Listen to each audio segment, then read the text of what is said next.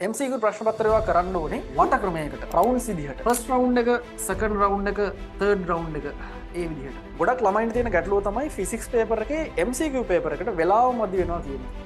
ඉතින් මේ වෙලාව මදි වෙනවා කියන එකේදී අපිට කියන්න පුළුවන් මෙහෙම ඔයා ෆිසික්ස් පේපර් එක කරන විදිය. ෆිසික්ස් පේපර් එකේ ගණන් 50ක් තියෙනවනේ MCQ ප්‍රශ්න පත්‍රේ. ඒ MCQ ප්‍රශ්න පත්‍රේ ගණන් 50ම එක දිගට එකේ ඉඳන් 50 දක්වා හදාගෙන යන්න ගියොත් එහෙම සමහර වෙලාවට ඔයාලට පොඩි අභියෝගයකට වෙලාවත් එක්ක පොඩි අභියෝගයකට මුහුණ දෙන්න වෙනවා තමයි.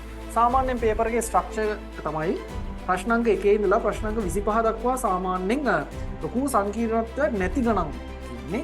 25 ඉඳලා 50 දක්වා ටිකක් සංකීර්ණ ගණන් තමයි තියෙන්නේ. කොටිම කිව්වොත් එහෙනම් මේ ටිකේ ලේසි ගණන් තියෙනවා, මේ ටිකේ අමාරු ගණන් තියෙනවා. එහෙම කියලා මේ ටිකෙත් කියන්නේ අමාරු ගණන් තියෙනවා කියලා සම්මත වෙච්ච ටිකෙත් සමහර වෙලාවට ඔයාට ලේසි ගණන් තියෙන්න පුළුවන්. ඒ වගේම මේ ටිකේ ලේසි ගණන් තියෙනවා කියලා සම්මත වෙච්ච මේ ටිකේම ඔයාට අමාරු ගණන් තියෙන්න පුළුවන්. උදාහරණයක් ඔයාට සමහර පාඩමක් කෙරලා නැත්තම් ඉතින් ඒක ගොඩාක් ලේසි ගණනක් වුණොත් ඔයාට ඒක අමාරු. හරි. මේ කතාව මෙහෙමයි. MCQ ප්‍රශ්න පත්‍රය කරන්න ඕනේ වට ක්‍රමයකට.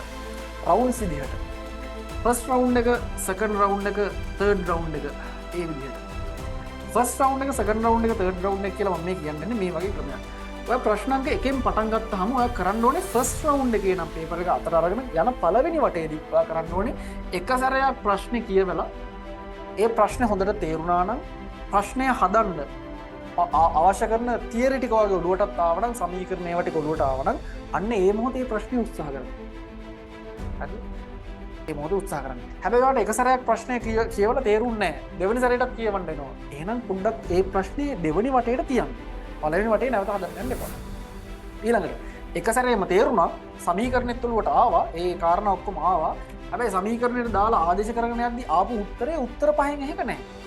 එහෙනම් චුට්ටක් බලන්න කොහේ හරි වැරදිලා තියෙනවද කියලා.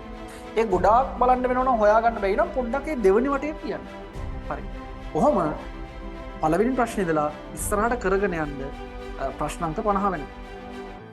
එතකොට ඔයාලට අර වගේ ප්‍රශ්නයක් ආවොත් එක සැරයක් ගාන කියවලා තේරුම් නැත්තම් ඒ ගාන තියලා ඊළඟ ගානට යන්න. ඒ ගානත් එහෙමයි. එහෙනම් ඒකත් තියලා ඊළඟ ගානට යන්න. ඔය විදිහට ෆස්ට් රවුන්ඩ් එකේ සමහර වෙලාවට ඔයා වැඩ කරලා තියෙන විදිහට ගණන් 10ක් හෝ 15ක් හදාගන්න පුළුවන් වෙයි. ළමයාගේ ළමයට ඉතින් ෆස්ට් රවුන්ඩ් එකේ ගණන් ගන්න වෙනස් වෙනවා. ඉතින් සෙකන්ඩ් රවුන්ඩ් එක ඇත්තටම සෙකන්ඩ් රවුන්ඩ් එකේ තමයි ඔයා හරියටම පේපර් එක හදන්නේ.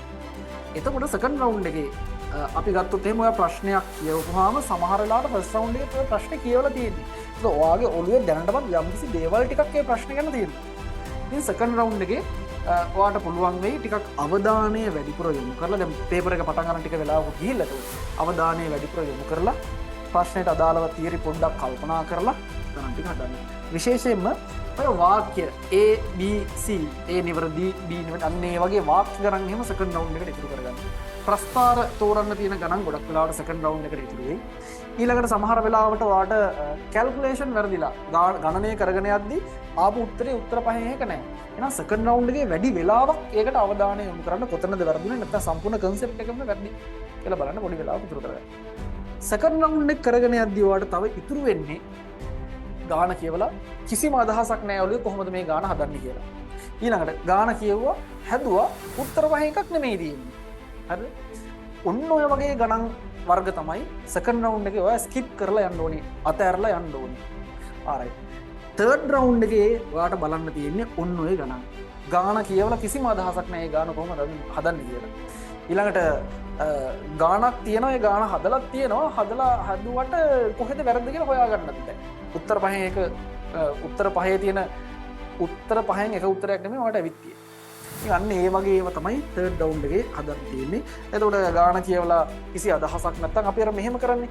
අපි මේකවත් දාලා බලමු. F සමාන m වත් දාලා බලමු.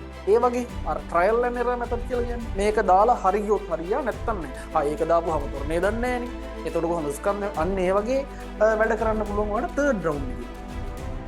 හරි. එතකොට ඉතින් ඔය වගේ රවුන්ඩ් ක්‍රමයකට ගියොත් එහෙම රවුන්ඩ්ස් විදිහට මේ පේපර් එක හදන්න ගියොත් එහෙම ඔයාට වෙලාව මදි වුණත් වෙලාව මදි වෙන්නේ ඔයාට අමාරුම ගණන් වල.